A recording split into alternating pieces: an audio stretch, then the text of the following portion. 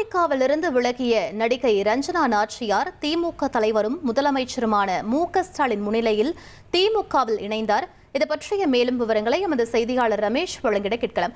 ரமேஷ், என்ன காரணத்திற்காக தாவேகாவிலிருந்து விலகியிருந்தாங்க, தற்போது திமுகவில் இணைந்திருக்காங்க, முழு விவரங்களை பதிவு பண்ணுங்க. தாவேகாவிலிருந்து விலகி திமுக தலைவரும் முதலமைச்சருமான மு.க.ஸ்டாலின் முன்னிலையில இன்றைக்கு திமுகவில் இணைந்திருக்கிறார். நடிகை ரஞ்சனா நாச்சியாரை பொறுத்த வரைக்கும் பாஜகவில் கலை மற்றும் கலாச்சார பிரிவில் மாநில செயலாளராக இருந்தார். பின்னர் பாஜகவில் இருந்து விலகி விஜய் தலைமையிலான தமிழக வெற்றி கழகத்தில் இணைந்து முக்கியமான ஒரு நபரா தமிழக வெற்றி கழகத்துல பயணித்திருந்தார்.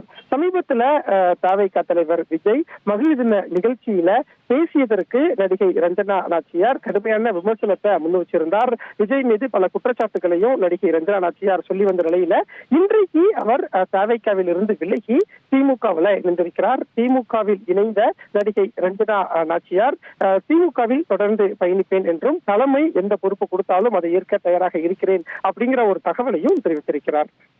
உங்கள் தந்திவன் தொலைக்காட்சியில் காதலும் கலகலப்பும் நிறைந்த ஒரு புத்தம் புதிய ஃபேண்டசி தொடர் ராஜா ராணி தினமும் இரவு 8 மணிக்கு.